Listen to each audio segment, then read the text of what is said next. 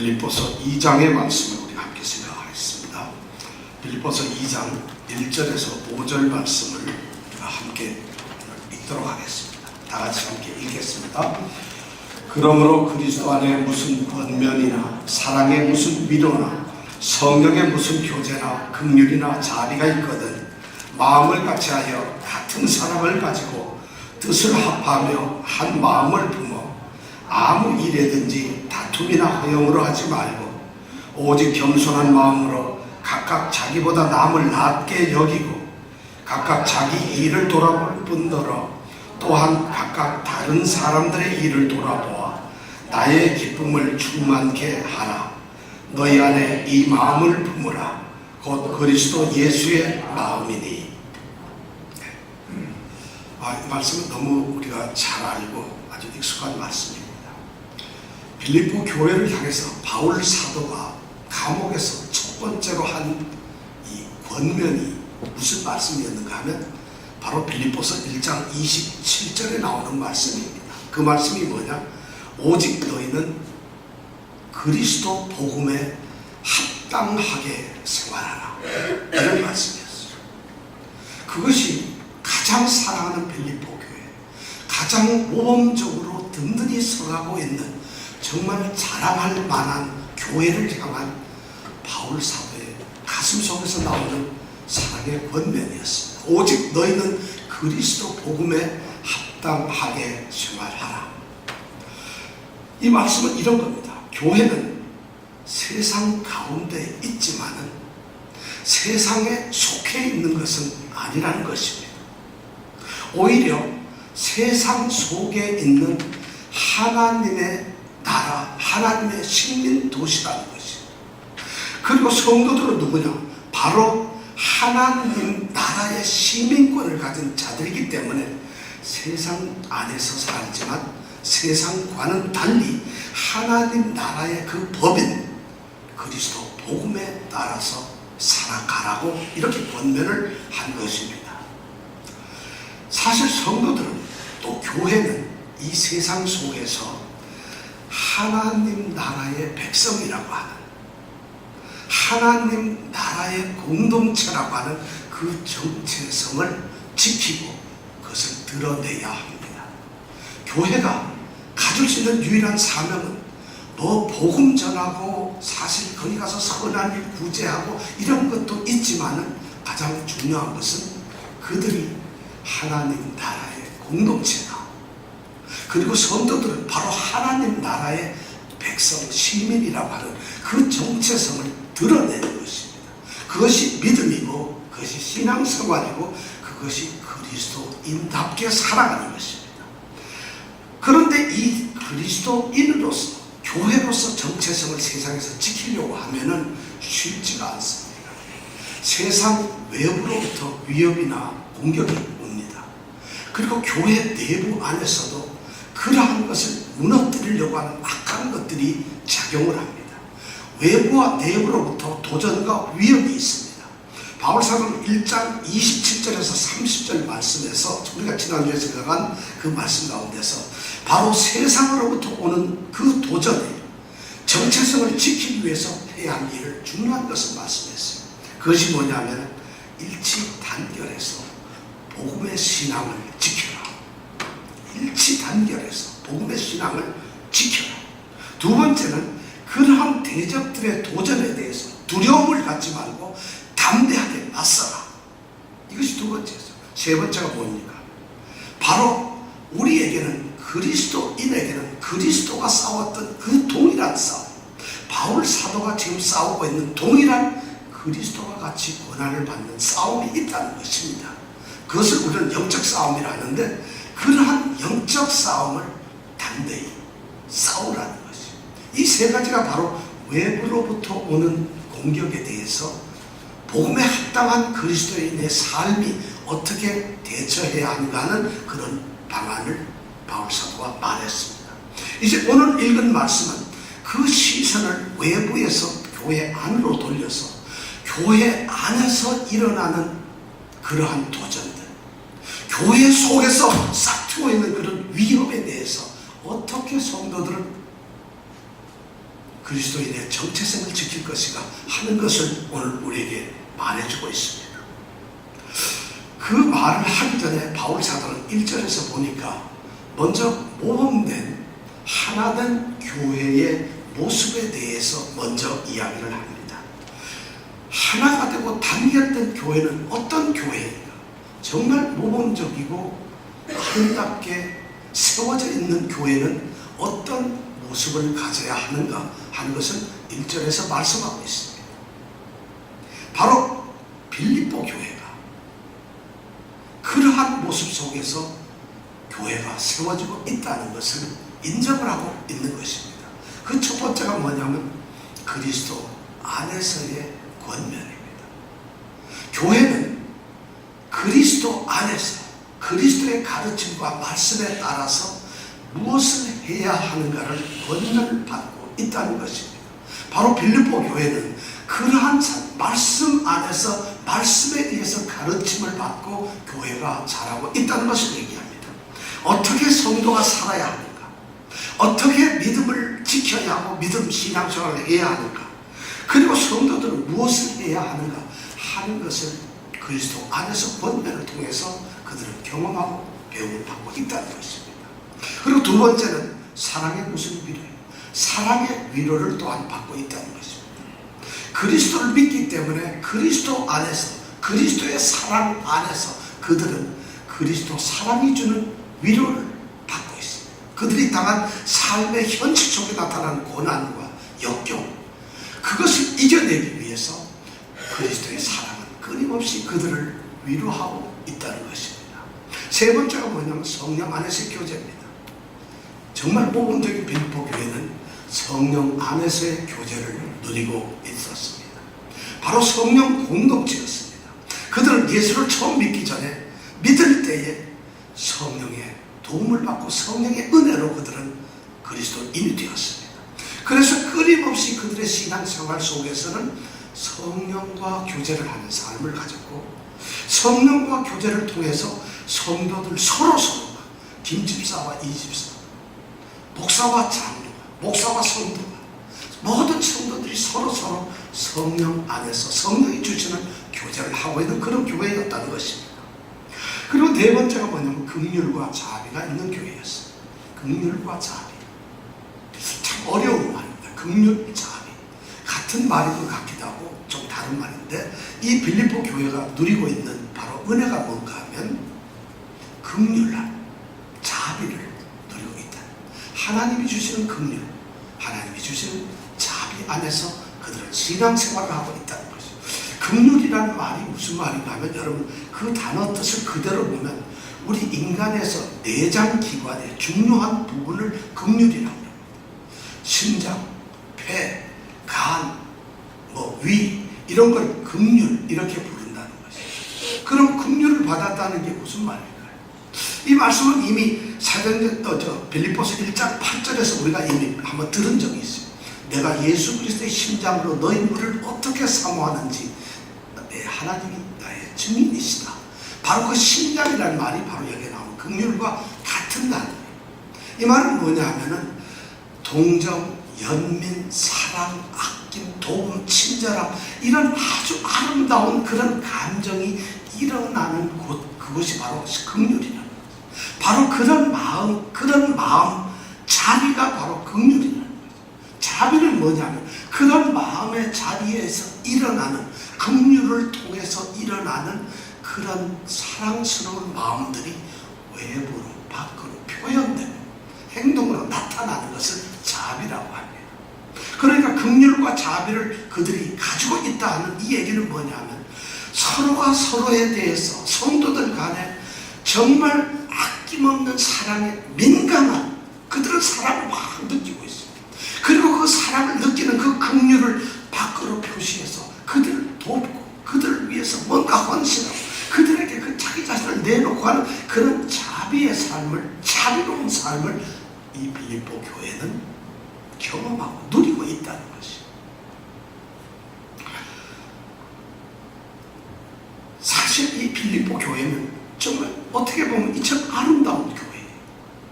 우리가 이 세상에서 볼 수 있는 정말 그리스도 안에서 권면, 사랑의 위로, 성령의 교제, 긍휼과 자비가 넘쳐나고 경험하고 그것이 교회 안에 가득한 그런 은혜를 누리고 있는 교회입니다. 그것뿐만 아니라 이 빌립보 교회는 바울 사도가 복음을 전하는 그 복음 선교 사역에 적극 동참을 합니다. 뿐만 아니라 그 사역을 하는 바울 사도를 물심양면으로 돕습니다. 기도로도 돕고 또 헌금을 해서 돕는, 정말 세상에서 이런 교회가 어디 계세요? 모범적인 교회예요. 그런데 이 교회에 문제가 있다는 것이죠. 교회 내부적으로 교회를 교회되지 못하게 하는 악한 그런 것들이 일어나고 있다는 것이죠. 하나됨을 무너뜨리는 것이 있다는 것이죠. 이런 교회의 모습을 긁어내리고 있는 악한 저해 요인, 장애물들이 지금 발생하고 있다는 것입니다. 그걸 어떻게 알 수 있을까? 바로 바울 사도는 이 빌립보 교회를 향해서 4절에 보면 나의 기쁨을 충만케 하라고 말하고 있습니다. 우리 성경은 4절 끝에 가서 나의 기쁨을 충만케 하라 이렇게 번역을 하고 있습니다만, 헬라어 성경 원문에 보면 2절 제일 처음에 나옵니다. 너희는 나의 기쁨을 충만케 하라 하고 난 다음에 그 다음 이야기를 합니다. 이거 조금 우리하고 내용이 다르죠. 바울 사도가 나의 기쁨을 충만케 하라고 하는 이 말에는 나의 기쁨이 있다는 것입니다.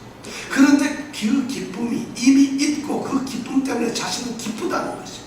그리스도 안에서의 권면, 사랑의 위로, 성령의 교제하심, 긍휼함, 자비로, 이런 것 때문에 자기는 나의 기쁨, 그것을 자신의 기쁨으로 생각을 하고 있는데, 그런데 바울 사도는 자신의 기쁨을, 나의 기쁨을 충만케 하라, 채우라고 말하고 있어요. 뭔가 채워지지 않은 것이 있다는 것이죠. 더 그것이 채워져야 하고 그것이 더 완전하게 채워져야 한다고, 완성되어야 한다고 나의 기쁨을 충만케 하라고 말하고 있어요. 왜 그렇게 했습니까? 부족한 것이 있다는 거죠. 정말 그 교회 안에서도, 그렇게 모범적인 교회 안에서도 뭔가 어떤 것이 완성되어야 할 것이 있다. 그것이 뭐였을까요? 그렇게 모범적인 교회인데 분열되고 불화하는 일이 있었다는 것입니다. 분쟁하고 그들이 분열돼서 가로막혀 서로 나누어지는 이런 일들이 그 교회 안에 있었다는 것이죠. 그렇게 외부적으로 담대하게 신앙을 지키는 이 교회가, 그렇게 그리스도의 모든 교훈, 복음에 합당한 모습대로 가지고 있는 이 교회가 내부적으로 일어나는 암적인 그러한 것이 있었다는 것입니다. 그래서 교회가 나누어지게 되고, 교회가 다툼이 있게 되고, 성도들 간에 불화가 생기고, 성도들이 성도들을 미워하고, 성도들이 견제하고, 성도들이 성도들 안에서 하나가 되지 못하고, 그리고 불화되고 나누어지는 이런 일이 있었다는 거죠. 그러니까 바울 사도는 이 교회를 향해서 나의 기쁨을 충만케 해달라, 제발 너희들에게 부탁한다. 나는 지금 너무 너희 교회들 때문에 기쁘다. 너희 빌립보 교회 때문에 나의 기쁨은 말할 수가 없다. 그러나 한 가지, 제발 너희들 하나가 되라. 너희들에게 부족한 것이 그거 하나만 된다면 나는 내 기쁨이 가득 채워질 수 있다는 거죠. 바울은 오늘 말씀해 보니까 빌립보 교회가 이렇게 나누어지고 분열된 그 이유가, 원인이 두 가지가 있다고 오늘 우리에게 말합니다. 3절에 보면 아무 일에든지 다툼이나 뭐로 하지 말고, 뭐로 하지 말고, 뭐로 하지 말라고, 뭐로 하지 말라고요? 허영을 하지 말고. 아무 일에든지 뭐 다툼이나 허영을 하지 말고. 이 다툼과 허영이라고 하는 아주 중요한 두 가지 저해 요인이 교회 안에 있다는 거죠. 아무 일에든지 교회를 열심히 하고 있어요. 서로 권면하고 사랑하고 위로하고 긍휼 베풀고 자비하고 복음 전도하고, 복음 전하는 선교사 돕고, 교회가 너무 많은 행사가 하고, 교회가 정말 너무 화려하고 아주 정말 착실하게 성장해가는 그런 모습인데, 그 교회 안에 그 교회를 좀먹고 있는, 하나님을 해치고 있는 암적인 그런 일이 있다는 것이, 그것이 바로 뭐냐면 다툼과 허영이라는 거죠. 다툼이 뭘까요? 1장 17절에 이미 다툼이라는 말을 바울 사도는 한 번 썼습니다. 1장 17절을 뭐예요? 저희가 나의 매인의 괴로움을 더하게 할 줄로 생각하여 순전치 못하게 다툼으로 그리스도를 전파하느니라. 이러면서 다툼이라는 말을 썼어요. 이 다툼이라는 말은 무슨 말인가 하면은 이기적인 자기만 생각하는 그런 욕심에서 나오는 당파심이에요. 끼리끼리 노는 당파심. 우리 편, 우리 집단, 우리 세력, 나와 가까운 사람, 우리 출신, 우리 학교 동료, 우리 지방 사람, 나하고 성격이 비슷한 사람, 나처럼 좀 배운 사람, 내처럼 신분이 괜찮은 사람, 이런 집단 의식을 갖는 당파 의식, 이것을 다툼이라고 표현하고 있어요. 이 교회 안에는 그렇게 일을 열심히 하는데도 들여다봤더니 그런 것이 있었다는 거죠. 교회는 그리스도의 한 몸으로 있어야 되는데 교회 안에 전부 다 그런 것이 있었다는 것이에요. 전라도 사람, 전라도 사람, 경상도 사람, 경상도. 한국에 가면 어떤 굉장히 큰 한 10,000명 모이는 교회가 있는데 그 교회 목사님이 호남 출신의 대표적인 목사님입니다. 그러다 보니 교인의 80%가 호남 출신. 호남 출신으로 뭐 좀 이름 좀 있다는 사람 다 그거. 이런 참 묻지 못한 일이 있다는 것이. 바로 이 빌립보 교회 안에 바로 그런 당파심이 있었다. 다툼이 있었다는 것이. 같은 교회 안에서 일을 얼마나 열심히 하고 모범적인데 전부 자기 중심. 자기의 이익을 생각, 우리 집단, 우리 편, 이 사람 내 편인가 네 편인가를 갈랐다. 이것을 바로 성경은 다툼이라는 표현을 하고 있어요. 바로 이것이 교회의 하나됨을 젖먹는 가장 나쁜 것이 첫 번째 이것이 뭐냐면 당파심이다. 우리는 이 말 들으면 교회가 어떻게 그래요? 그렇게 훌륭한 교회가. 오늘날 교회 모습을 보면 우리는 너무 잘 알 수 있어요. 교회는 이 당파심이라고, 이 집단 이기주의라고 하는 것에서 자유로울 수가 없어요. 교회들이 온통 그것 때문에 살아요. 전부 자신의 이익 때문에. 교회 거룩한 일이 자신의 이익, 우리 편의 이익과 뭐가 우리에게 좋은 것 때문에 하고 있어요. 뭐 이렇게 하면 여러분, 나는 그러질 않아야 하는데 뭔가 장로가 되기 위해서 열심히 일을 하고, 우리 편들이 뭔가 이번에 좀 교회 안에서 좀 뭔가 해보려고 그래서 일을 하고, 그런 것이 너무 많아요. 이 집단 이익이죠. 안 그런 척 하지만 우리는 뭔지 모르게 자신의 이익을 추구합니다. 교회 안에서 나한테 그래도 내가 좀 더 나은 것이 뭐가 있을까 해서 이렇게 합니다. 이 다툼이 문제예요. 두 번째는 뭐냐면 바로 이 허영이라는 것이죠. 교회 일을 하는데 아무 일이든지 허영으로 하지 말라는 거죠. 허영이라는 말은 무슨 말이겠어요? 허영, 하영, 여러분 하나님의 영광인데 허영은 뭐겠어요? 헛된 영광이라는 것이죠. 허영이라는 말은 두 단어가 합쳐진 성경, 이 신약 성경에서 여기만 딱 쓰여있는 유일한 말이에요. 케노스라고 하는 헛되다, 속이 텅 비었다, 내용물이 하나도 없다. 이런 케노스라는 헛되다는 말과 영광, 독사라고 하는, 이 헬라어로 독사, 영광. 그러니까 속이 텅 비어있는 영광을, 그것을 추구하면서 일을 한다는 것이에요. 교회 안에서 어떤 일을 하는데 바로 이 헛된, 이 허영이라는 것은 단순한 허영심이 아니에요. 그냥 내가 좀 잘난 체 하려는 그런 것 당연히 포함됩니다만 그것을 넘어서 가지고 자기가 우쭐거리고 자만심을 갖고, 그리고 자신의 어떤 망상에 사로잡히고 자신의 어떤 헛된 명예가 있다고, 자신이 뭔가 대단하다고 생각을 해서, 그래서 말이죠, 자신을 드러내려고 하고 자신을 좀 더 뭔가 높여보려고 하고, 그리고 나는 좀 잘났다고 우월하고 나는 어디와 달라 하는 이런 의식을 하고, 이런 것이 바로 허영이라는 거예요. 당파심과 이 허영.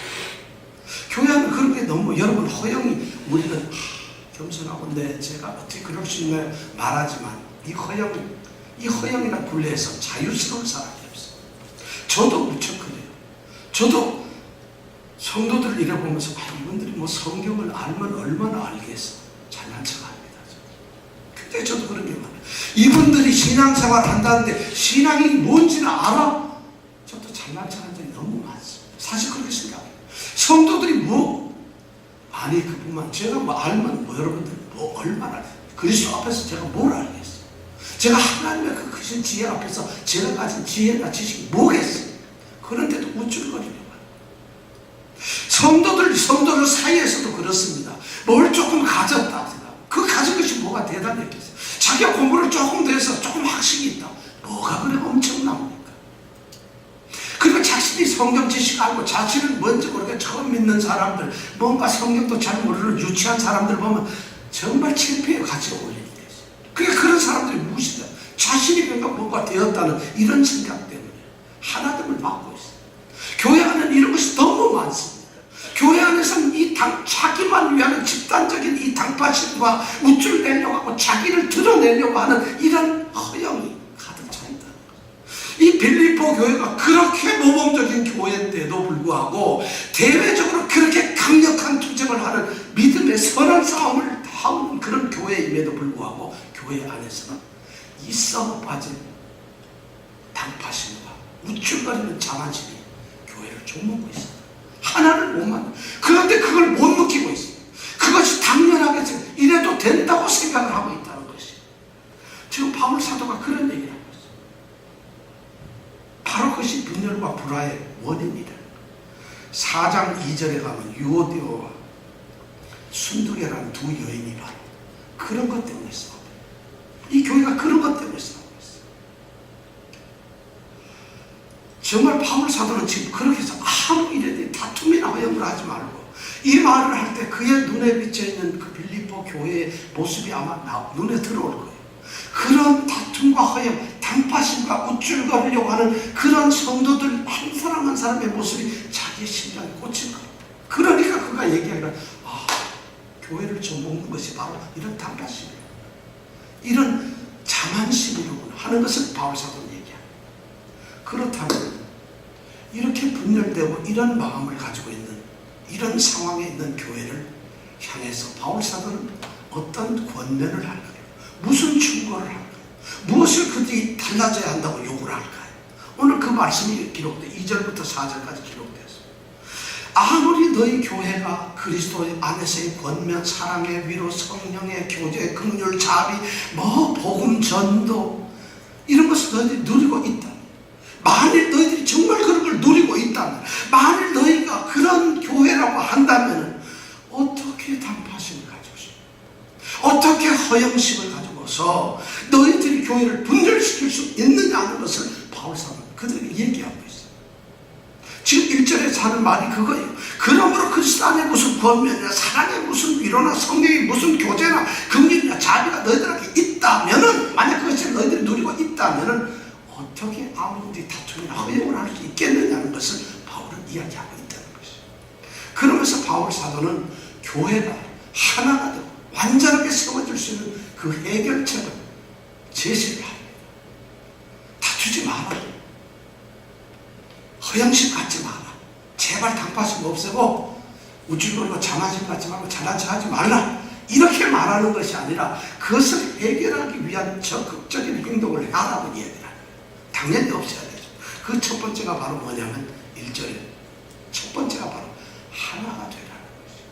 하나가 되라는 것이죠. 2절을 한번 같이 읽어보겠습니다. 시작.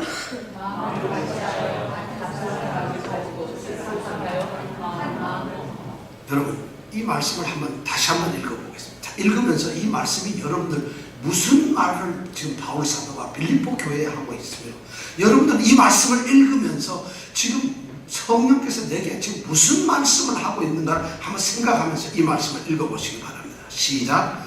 마음을 같이하여 사랑을 보고 뜻을 합하며 한 마음을 품어. 여러분 뭔가 와 닿는 게 있어요. 뭔가 좀 이 말씀을 읽으면 같이 하나 같은 마음 사랑 막 나오는데 이게 도대체 그 말이 그 말이고 요 말이 요 말이고 저 말이 저 말인 것 같아서 좀 이해가 안 가죠. 이 말의 가장 핵심은 뭐냐면 마음을 같이 하라는 겁니다. 처음에 나온 마음을 같이 하여, 이 말은 이 말 중에서 가장 중요한 말이 마음을 같이 하라는 거지. 마음을 같이 하라. 마음을 같이 하라, 이 말이 바로 하나가 되라는 것입니다. 우리 번역은 마음을 같이 하라 이렇게 번역을 했지만 원문을, 이 헬라어 원문을 보면 너희는 같은 것을 생각하라 이렇게 되어 있어요. 같은 것, 다른 걸 막 잡다하게 이 사람은 이것저것 생각하면 너는 같은 것을 생각하라. 생각을 같이 하라는 것이죠. 교회에서 하나가 되는 것에 가장 중요한 것은 같은 생각을 하는 것이죠. 같은 생각을 한다는 것은 똑같은 지식을 가지고서 어떤 지식이 같아진다는 것을 의미하는 것이 아닙니다. 그런 것을 뛰어넘어가지고 지식뿐만 아니라 자신의 감정, 자신의 마음, 사고방식, 자신의 태도, 이것이 같은 것을 생각해야 된다는 것입니다. 그러니까 같은 생각하라면 저는 이 많은 말씀을 통해서 이 같은 마음을 같이 하라는 이 말씀을 너무 잘못 얘기하는 것을 들은 적이 있어요. 이게 뭐냐, 같은 생각을 하라니까 교인들은 똑같이 생각을 해야 됩니다. 이렇게 말씀하시는 분들 너무 많이 봤어요. 절대 그게 아닙니다. 획일적으로 생각을 똑같이 하라는 게 아니에요. 우리가 각자 만들어진 하나님의 한 사람 한 뜻으로 한 사람 부름을 받은 성도인데 우리가 무슨 공장에 나온 찐빵, 기계에서 나온 찐빵들입니까? 똑같이 모아야 돼. 어떻게 같을 수가 있어요, 성도들이. 그런데 마음을 같이 하라는 이 말을 갖다가 같은 생각을 가지라고 생각을 하니까 똑같은 생각을 하라는 것이에요. 있을 수도 없는, 바울서도 그렇게 어리석은 말을 하지 않아요. 성령께서는 우리가 같은 생각을 하라는 것이에요. 똑같은 생각. 내가 만약 이걸 생각하니까 세상에서 제일 맛있는 게 뭐예요? 그럼 똑같이 다 사과 이래서는 안 된다는 것이. 그것을 교회가 가르치는 게 아니라 교회는 획일적으로 일치를 가르치는 게 아니라 조화를 가르쳐요. 같은 것을 생각하는 것이지 생각이 같아지는 것은 아니라는 것이. 그것이 굉장히 이 마음을 하나가 되라는 이것이에요. 그렇다고 해서 모든 성도들은 공통의 생각을 가지라 이것도 아닙니다. 교회는 모든 성도가 몸의 지체이기 때문에 공통의 생각은 있을 수가 없어요. 생각이 더러 다양해요. 그렇지만 그 다양한 다른 방법으로 생각을 하는데 그 생각의 꼭지점 목표가 뭐냐, 하나를 같은 것을 생각하라. 이것이 바로 하나가 되는 뜻이에요. 각자가 알고 있는 것, 각자가 생각하는 것, 내가 추구하는 것, 그런 것이 다 있지만은 거기에서 머무는 것이 아니라 그것이 막 여러 사람들이 모여져서 꼭지가 딱 하나 있어요. 근데 자기의 지식에 의해서 그걸 생각하라는 거예요. 이 사람은 자신의 지식과 감정을 통해서 바로 이걸 생각합니다. 또 이 집사님은 자신의 지식 수준이나 자신의 환경의 속에서도 이것을 생각합니다. 바로 하나가 되라는 것은 이것을 생각합니다. 자신의 지역, 너의 지식, 어떤 사람의 지식, 그들의 지식, 이것이 문제가 아니라 그것을 뛰어넘는 그것보다 더 높은 것이 하나. 그것이 그리스도입니다. 바울 사도 그 하나가 바로 내 몸에서 그리스도가 존귀히 되게 하려 하는 그것이라는 거예요. 그 하나를 생각하라는 것이에요. 그러니까 이 말씀은 하나가 되라는 것은 이런 것이에요. 생각하는 그 행동, 방법, 이걸 똑같이 하라는 게 아니라 생각해야 될 그 대상, 목표를 하라고자. 이것이 바로 하나가 되는 것이에요. 그러니까 이것이 여러분 그 말이 그 말 같은데 전혀 다른 말이에요. 같은 생각을 가지려고 하다 보니까 분쟁이 생기는 거예요. 너는 왜 나하고 생각이 다른가? 그러니까 우리 편, 네 편이 되는 거죠. 목적을 하나를 생각하면 나눠질 수가 없어요. 목적이 하나니까. 그래서 같은 하나를 똑같은 것을 생각을 하라는 것이. 이것이 하나가 되는 방법이에요. 그럼 이 마음을 같이 하는 하나가 되는 그것은 어떤 방법을 통해서 되느냐? 바울 사도는 바로 2절에서 세 가지를 이야기하고 있어요. 첫 번째가 같은 사랑을 가지라는 것이죠. 같은 사랑을 가지라. 같은 사랑을 가져라 이 말씀을 여러분 이건 뭐 단순하게 생각하지 마세요. 어떤 것을 예를 들어서 이 같은 사랑이라는 것은 말이죠. 어떤 같은 것을 사랑하라. 아까는 어떤 하나를 생각하라 했는데 여기서 같은 사랑이란 말은 그 하나를 사랑하라는 것이 아니에요. 같은 사랑을 가지고 있으라는 거죠. 아까는 전혀 반대의 말을 하고 있어요. 사랑은 말이죠. 어떤 하나를 사랑하는 것이 아니라 사랑 자체가 같아야 된다는 것이에요. 왜? 우리는 그리스도의 사랑을 받은 존재들이에요. 성도란 그렇잖아요. 그리고 성도들은 그리스도께서 우리를 사랑한 것처럼 너희도 서로 사랑하라는 사랑의 명령을 받았어요. 그러니까 그리스도인들은 그리스도 안에서 같은 사랑을 가질 수밖에 없어요. 그리스도가 주신 그 사랑을 똑같이 입었어요. 그리스도가 차별적 사랑을 주신 것이 아니라 똑같은 사랑을 주셨어요. 그런데 그리스도가 한 그 똑같은 똑같은 사랑을 우리 보고 하라고 명령을 하니까 그리스도인들은 그리스도를 통해서 받는 같은 사랑을 가지고 그 사랑을 가질 수밖에 없다. 그러니까 어떤 것은 같이 사랑하라 그런 의미가 아니에요. 같은 사랑을. 그러니까 이 사랑은 어느 누구도 차별이 없어요. 이 사랑은 차이가 없어요.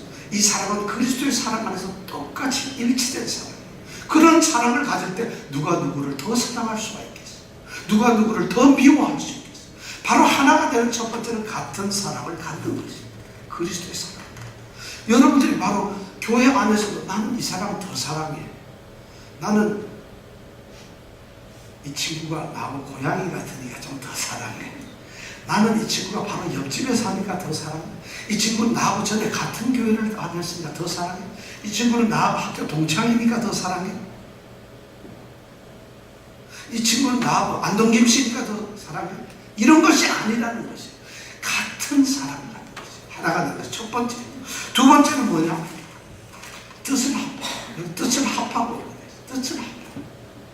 뜻을 합한다는 것은 뭐냐면 이 뜻을 합하라고 우리는 번역을 했습니다만 헬라 원문에 보면 같은 혼을 가져라 이 말이 있어요. 혼이란 건 우리 인간을 말해요. 인간의 정신을 말하고 인간의 어떤 감정을 말하고 있는 것이 혼. 그러니까 같은 혼을 가져라.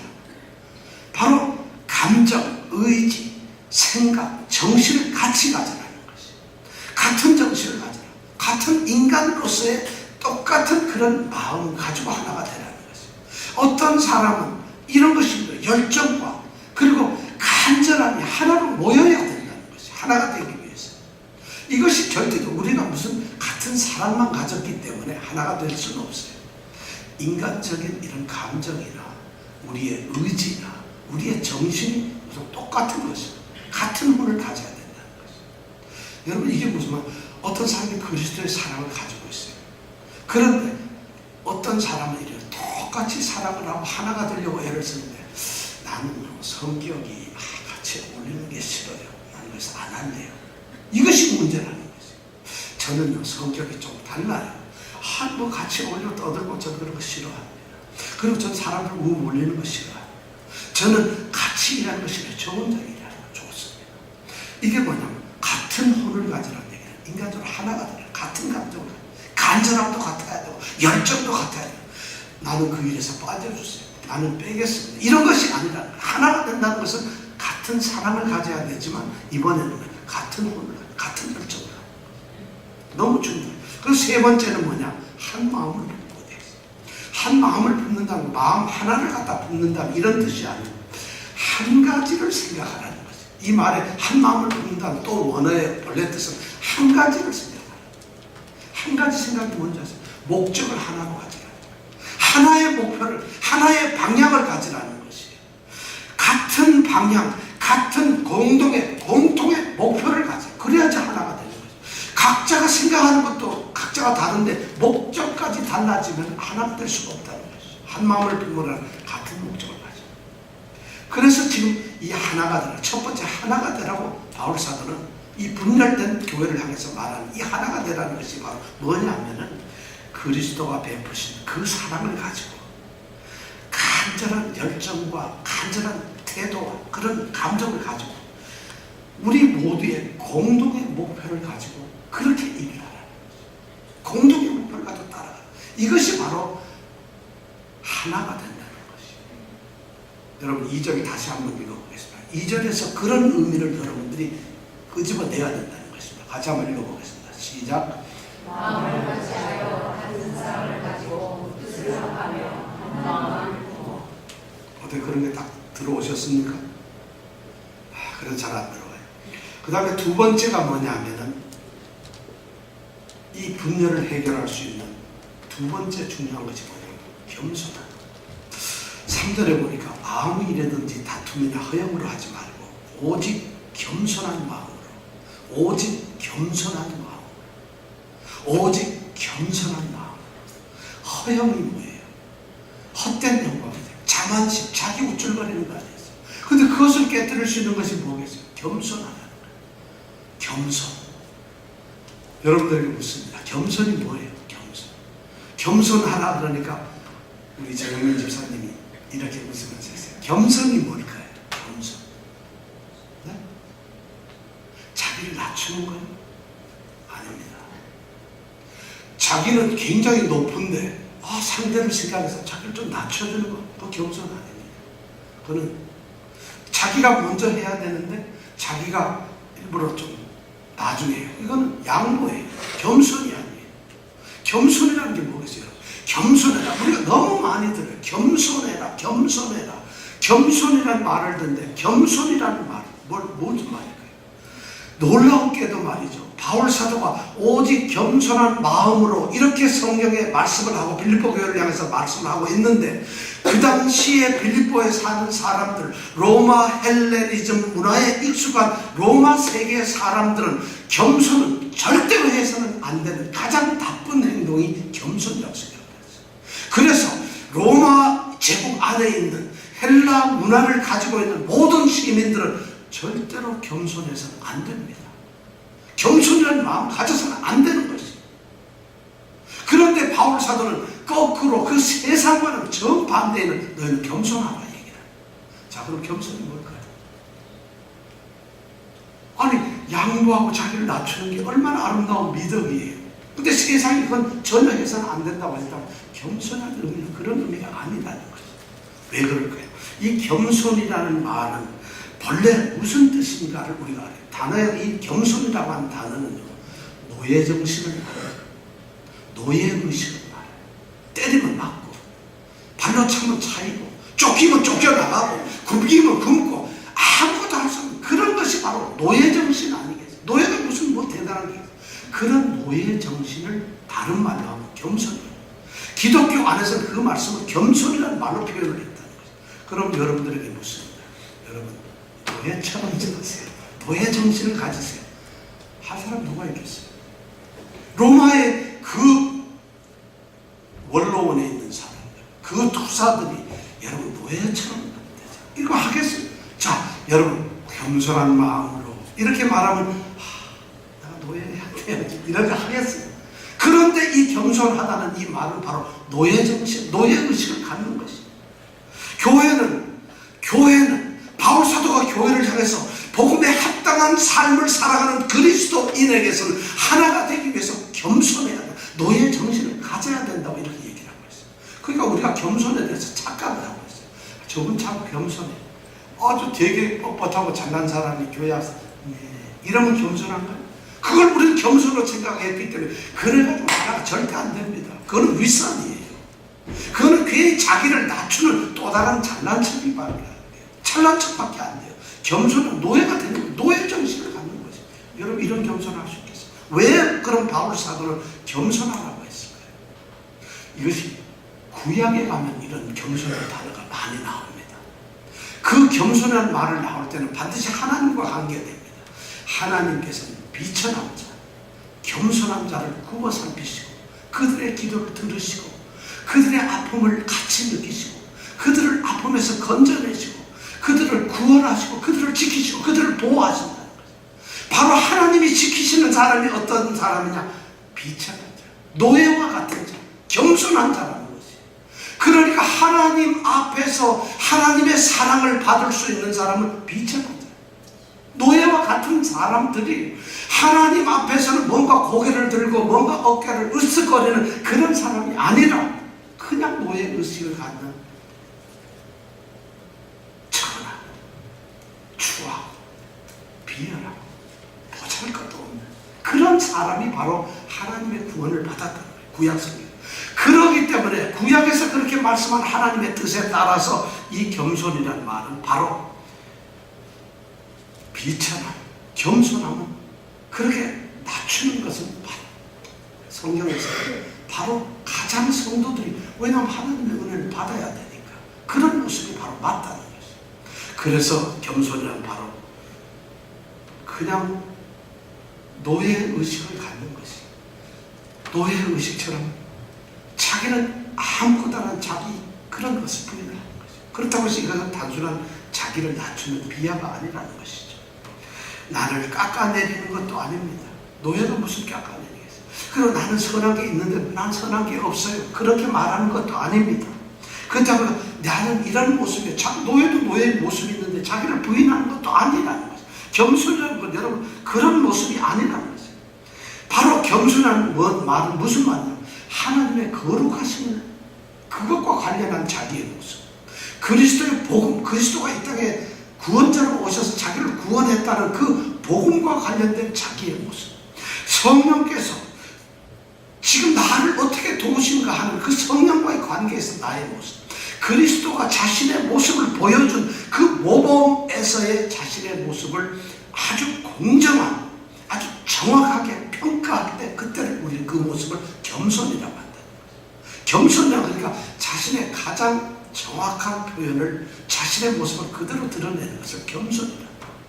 그러니까 잘난 사람이라는 게 있을 수가 없어요. 왜냐하면 하나님과의 관계에서 잘난 사람이 어디 있겠어요? 그리스도의 사랑 안에서보다 더 사랑을 하는 사람이 누가 있겠어요?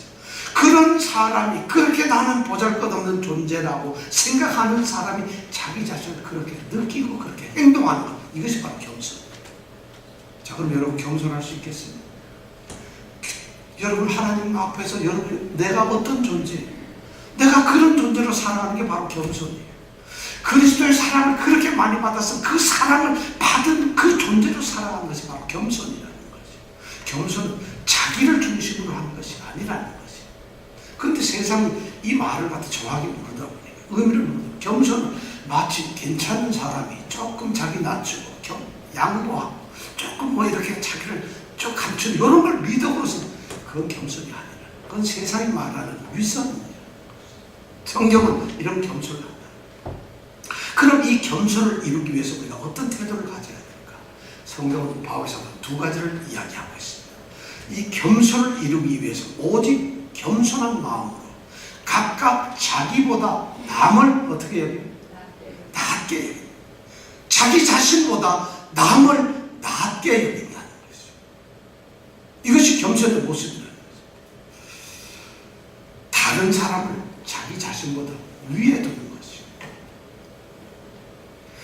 이 말은 말이죠, 우리가 마땅히 위에 놓아야 될 사람은 위에 놓는다는 뜻이 아닙니다. 그렇지도 않은 사람, 전혀 위에 놓지 않아야 될 그런 사람임에도 불구하고 그 사람을 위에다 놓는 것이죠. 이것이 겸손. 왜냐하면 그 사람 하나하나 그리스도 안에서 형제자매는 전부 하나님의 거룩하심에 의해서, 하나님의 그리스도의 사랑에 의해서 선택받은 존재들이기 때문에 그 자체가 존귀하다는 거예요. 그래서 각각 자기보다 남을 낮게 여기라는 얘기는 다른 사람을 존귀히 여기라, 존중을 하라는 거죠. 그가 어떤 형편에 있든지, 그가 어떤 모습을 가지고 있든지, 그가 무엇을 모르든지, 무엇을 할 줄 알든지 모르든지, 그가 얼마나 연약한 가운데 있든지 그 사람을 존중하라는 거죠. 왜냐하면 그 영혼을 하나님이 구원하셨기 때문에, 그 영혼을 하나님이 사랑하셨기 때문에. 이것이 바로 겸손의 모습이라는 것이에요. 이 겸손의 모습의 첫 번째가 각각 자기보다 남을 낮게 여기고, 이렇게 얘기했어요. 여기에 조건이 없어요. 자기보다 남을 낮게, 다른 사람을 낮게 여기라. 다른 사람이 뭐 훌륭하기 때문에 그 사람을 낮게 여기라는 어떤 조건을 제시한 게 아니라 무조건 낮게 여기라는 거죠. 그러므로 성도들은 서로를 향해서 무조건 존중하라고, 무조건 존중하라고 명령을 받고 있는 것이에요. 여러분, 이것이 바로 겸손이에요. 빌립보 교회가 그러지 않고 있다는 것이에요. 어떤 사람은 로마 시민권을 가진 로마 출신의 사람일 수 있고, 어떤 사람은 돈이 많은 비즈니스 해가지고 자주 장사해서 돈 번 루디아 같은 사람도 있을 수가 있어요. 어떤 사람은 로마 이 빌립보 감옥의 간수 출신으로 어쩌면 관리 출신도 있어요. 그런데 그들이 자기가 잘난 척하고 자기를 드러내고 자기 입속 챙기고 자기가 우쭐거리는 것이 아니라 무조건 한 생명이 하나님께로부터 택한 자들, 하나님의 부르심을 받은 성도이기 때문에 그들을 존중을 해요. 이것이 바로 겸손이에요. 여러분, 이런 것이 겸손이라는 거예요. 교회 안에서 겸손은 여러분 그냥 세속적인 겸손이 아닙니다. 바울 사도가 지금 이렇게 말하는 것은 너희들, 나는 너희를 그렇게 생각한다는 거죠. 이런 겸손이에요. 두 번째 겸손을 하기 위한 두 번째는 뭐냐, 바로 각각 자기 일을 돌아볼 뿐더러, 4절에 그렇게 되죠. 각각 자기 일을 돌아볼 뿐더러 또한 각각 다른 사람들의 일을 돌아보라. 자기 일을 돌아볼 뿐더러 다른 사람의 일도 돌아보라는 것입니다. 내 일만 돌아보라 이게 아니에요.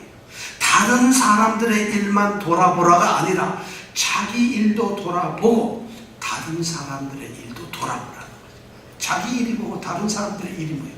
내 이익도 보고 다른 사람의 이익도 보라는 거죠. 내 주장도 생각해보고 다른 사람의 주장도 생각해보라는 거죠. 다른 사람이 무엇을 원하는 것이 생각하고 내가 원하는 것이 무엇인가를 같이 생각하라는 것이죠. 내가 관심사가 무엇인지 다른 사람의 관심사가 무엇인지를 함께 생각하는 거예요. 내 입장이 무엇이라면 다른 사람의 입장이 무엇인가를 함께 생각하는 거예요. 자기 중심적이 아니라 무조건 남 중심적이 아니라 공동체 중심적이라. 저 사람은 뭘 생각하는 거예요. 이것이 겸손을 나타내는 방법이라. 교회 안에 이게 없어요. 남을 낮게 여기는 것도 없고 내 일만 생각하고 있어요. 나만 우쭐거려서 나만 생각을 하고 다른 사람의 일을 돌아보는 거예요. 다른 사람이 힘들면 같이 힘들어지는 거예요. 그 사람의 입장을 돌아본다는 것은 계산에 넣는다는 거죠. 어떤 일을 하는데 이 사람의 관심이 뭐구나 계산을 넣는 거죠. 같이 생각하는 거죠.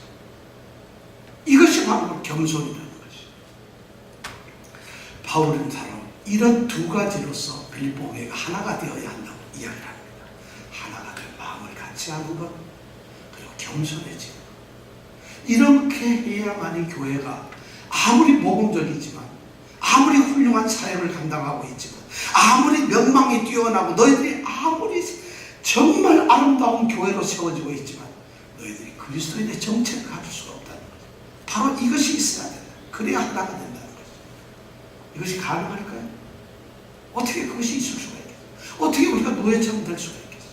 노예의식을 어떻게 가질 수 있어요? 어떻게 우리가 똑같은 생각 하나만, 공동의 목표를 같은 사랑을 가질 수 있겠어요? 그것을 어떻게 이룰 수 있을까? 바울 사도는 5절에서 말씀합니다. 너희 안에 이 마음을 품으라. 곧 그리스도 예수의 마음. 바로 그리스도 예수의 마음이 그것을 가능하게 한다는 것입니다. 이 말은 너희 안에 이 마음을 품으라. 곧 그리스도 예수의 마음이니, 이 말은 너희는 너희 안에 이것을 생각하라. 이 원뜻이 그거예요. 너희는 너희 안에 이것을 생각하라. 곧 그리스도 안에 있는 그것을 생각하라. 그리스도 안에 있는 그것이 뭐예요? 우리말로 뭐냐면 마음이라고. 또 영어에서는 태도, attitude를 해서 태도라고 표현해요. 바로 그리스도가 하셨던 것, 그리스도가 모범을 보이셨던 것, 그리스도가 보여주셨던 것, 그리스도가 이 땅에서 행하셨던 바로 그리스도 그 마음, 그 모습을 너희들이 닮아가라. 그 마음을 품으라. 그 마음을 가져라. 그럴 때에 비로소 어떻게 우리가 하나가 될 수 있고 겸손해질 수 있다.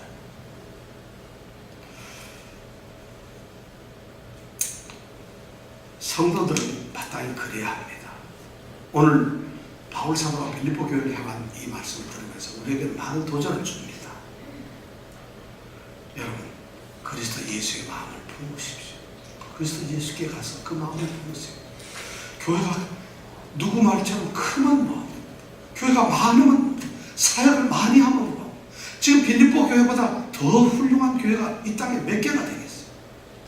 그런데 빌립보 교회가 지금 지적을 받고 있는 것은 다툼과 허영이에요. 하나가 되고 겸손하라고 받고 있어요. 그럼 오늘날 교회를 향해서 성경이 말하고 있는 것이 뭘까요? 바로 그런 것을 교회를 통해서 너희들이 정말 교회다워지고 싶으냐?